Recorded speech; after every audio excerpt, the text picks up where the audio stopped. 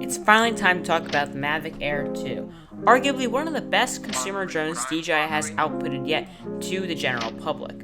So in today's video, we're going to go over the Mavic Air 2 and its specs, and all the cool things and some hidden features you might not have known. Yo guys, what is going on today? I have got here the Mavic Air 2, which came about 6 months ago at the time I'm uploading this video. Absolutely awesome drone. I currently fly a Phantom 3 standard, and I thought it was time to get an upgrade. So let's go over the unboxing, the specs, and all the great things about this drone, and then we'll take it out for a quick test flight. And here's the box itself. Kind of feels exactly like an Apple box, like when you buy a new iPhone. Let's open it up and see what's inside, how its breakdown. Okay, so it looks like we have the drone right here, the Mavic Air 2 itself. So this is the drone in its entirety, but I'm going to put this off to the side. We're going to come back to this later. What else we have in the box? We have just some cardboard packaging here, and then we have the controller, which is a new and updated design, a lot more ergonomic than some of the old ones, and the Joy-Cons are not in there right now, so we're going to have to put that in. And with that, we have the flyers. We have the owner's manual and the start gun. In here we have the all the other accessories. So things like the charger, have some of the adapters in here. Let me make sure you can see that. And we also have, I'm not really sure what this is actually. This might be like some sort of USB-C converter or something. And then we also just have the propeller guards and the Joy-Cons, which come in this cellophane packaging. Alright guys, so we're back. I'm sorry about that, my camera died, but now I've had a couple days to fly this drone. I've charged the batteries up, everything's working, and now we're going to start up and how our setup process, how we actually use this drone. So, simply, to turn on the drone, we're going to click this power button here once, and then we're going to hold it until all the lights light up, like so, and it's going to turn on, the blades will move, and then the gimbal will do its calibration, like how it moves like that. We hear the beeps, da-da-da, and that means that the drone is on. It's ready to fly. Now the second step of this is now we have to turn on our controller. So simply we're going to hit this power button once and hold, and those three lights will power on. Then what you're going to want to do is unlock your phone, and then once you're in your phone, you're going to want to go into your DJI app, which looks like that. Click that, and that's going to load us into here, and then it'll pull us right up to this aircraft picture here. And that's pretty much it. We're ready to fly. Now, something that I absolutely love about this new DJI drone, this Mavic Air 2, is the controller size. The sheer size of this controller is so much smaller, drastically smaller. Now, this is my Phantom 3 controller, right? And this is my Mavic Air 2 controller. Basically, the Phantom 3 controller is the size of the controller and the phone together. Now, I know this isn't the smallest controller. The Mavic Mini controller is even smaller than this, but this is still crazy, especially if you're coming from a Phantom or even an Inspire controller. So now some of you might be wondering, how do we adjust the gimbal roll? And that's going to be with this little arrow, or this little knob actually I should say, right here. So if I scroll that down, you can see that the gimbal now moves up and down and back up. And that is really great, especially when you're flying and trying to get the best shot. Now one more feature that I absolutely love about this drone is the auxiliary light feature. Simply click the FN button here, or the function button, if I can get that in focus, maybe not, just click it. And it's going to say auxiliary light enabled. Click it again, and then the light will actually turn on, and you can see that the LED light here is really bright. It's incredibly bright, especially for flying it at night. And to turn it off, just click the function button one more time, and it will say auxiliary light turned off. So if you specs, we have a 3-axis gimbal. I'm going to put the rest of this in the description, by the way. It's 3-axis gimbal. This camera shoots in 4K. We can get an 8K hyperlapse out of it, 60 frames per second, which I think is pretty cool. The drone itself, I believe, has a top speed of 45 miles an hour, but anything I say wrong, I'll put over here so you can see all the corrections. Now, since I didn't get to fly more combo, I just have a single battery pack, but it can be simply removed by pressing down here, and you can just pull the battery out. A little bit different design than the Phantom, but might I just say that the drone is extremely light without the battery.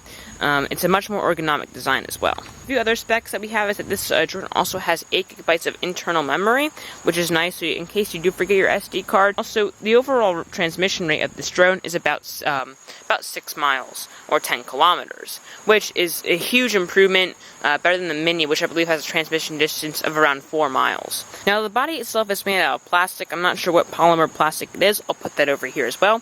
But we do have some metal components, especially around the sensors, and the camera itself, I believe, is also plastic. But still really feels like it's a very good quality drone. Doesn't feel cheap or chintzy. It does not feel like a toy either. Alright, so when taking off with your Mavic Air 2, I recommend you find a little dirt patch in your yard, and this is because of how low the drone is to the ground, the gimbal. If you don't find like a dirt patch or a clearing or like pavement, the gimbal will get caught in the grass, and it could cause a gimbal overload. It's just not good for your drone at all. So try to find like a dirt patch. I have a small dirt patch here in my yard, and it just makes it a lot easier to take off. Now what we're going to do is we're going to push down to the corners, and you'll see the drone has already started, it's kind of in like an auxiliary mode.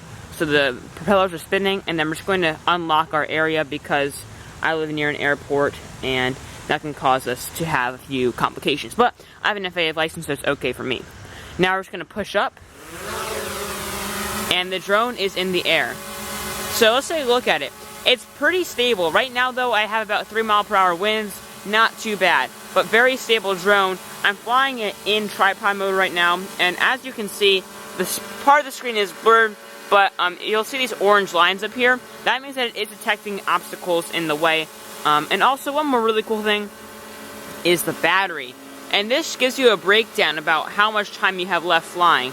It's a little blurry here, but if I get it here, maybe... Yeah, so you can see it gives you the breakdown time that you have left of flying, which is awesome. Alright guys, as you can see, the drone's way up in the air right now. But I'm going to switch over to my phone view so you can see things a lot more clearly. Alright, so here I am right now over some sort of market I found. And there's some people walking around, so I'm going to try out the active track and see if I'm able to scan them. Unfortunately, it's too small, I won't pick them up. But if I do scan this car here, it will recognize it as a car, which is pretty cool. Now, a few more things about quick shot modes. If you want to change a different mode or something like that, you're going to click here and you can do zoom. Right now, I am in the zoom mode, so I'm going to zoom in just like that. And as you can see, I can see all the people clearly walking. Pretty cool, but also a little scary because you never know if someone could be looking at you. Now, the next mode is also HDR. It makes the image a lot more clearer and things look a lot, but the image clarity or the video clarity becomes a lot better. You also have the quick shot modes and hyperlapse modes. I don't use them too much, but as you can see, it quickly identified all of these cars and different buildings and structures, which is really cool that this software can do that. Now finally, there's the hyperlapse mode, and I'll show you a couple hyperlapses at the end of this video I've taken. Right now there's something really cool for me to hyperlapse, but simply just click the hyperlapse button right here and we'll immediately start the hyperlapse. It looks awesome when the final product is completely stitched together. And then finally, we're just going to go to photo mode, and as you can see, it does shrink it, but I have it in manual mode right now, but they changed it back to automatic. Click the camera button and make sure it goes back down to auto, and then the image will become a lot more clear. But if you want, you can manually adjust the ISO, which is the exposure and the shutter rate. ISO probably like now, probably good around, it's a bit too bright, maybe, yeah. So just keep it in manual mode, and it will keep the shot looking really nice. Alright, so adding on to our safety portion, what you're going to want to do is go into the safety tab by clicking these 3 dots here. And you're going to want to look for things like flight assistance. Make sure that's on bypass or brake. I don't recommend turning it off unless you're more experienced, because having that brake or bypass on will definitely save your drone, especially if you're not really experienced with higher winds and the drone could, move a bit, and it's just a good peace of mind to have that turned on. Also, I recommend having your max altitude, max distance set if you are a beginner. I have mine set about around a mile. It's a little bit less than a mile, but I would recommend you having that set. Also, technically, the FAA height is 400 feet, but sometimes you have to fly a little bit above there to get a good shot, so I have it a little bit past that, but I don't recommend going too high, especially if you live near an airport. Alright guys, this pretty much concludes the ending part of our review portion, but no drone review would be complete without some great drone shots, so stick around and see some of these great 4K and 8K hyperlapse shots of some sunsets I got with the Mavic Air 2. Are you pondering what I'm pondering?